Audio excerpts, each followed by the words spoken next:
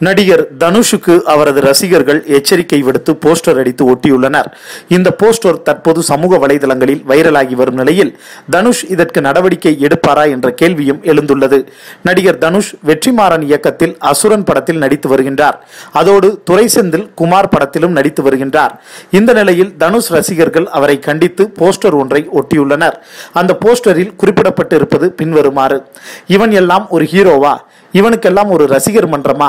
ஆரம்பத்தில் வந்த பல அவமானங்களை தாண்டி நின்றவர்கள் நாங்கள்.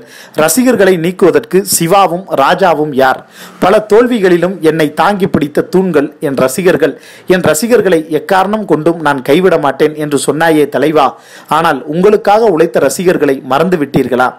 நாங்களா உங்களை தனுஷ்காக கட் அவுட், பேனர், போஸ்டர் என செலவு செய்ய சொன்னோம் என்று ஆணவத்தோடு பேசிய டச்சப் மேன் எச்ச ராஜா மீது நடவடிக்கை எடு. தலைவன் தனுஷ் நடவடிக்கை எடுக்காவிட்டால் எந்த தியேட்டரிலும் ரசிகர்கள் கொண்டாட்டம் இல்லாத படமா என சொல்ல வைத்து விடாதீர்கள்.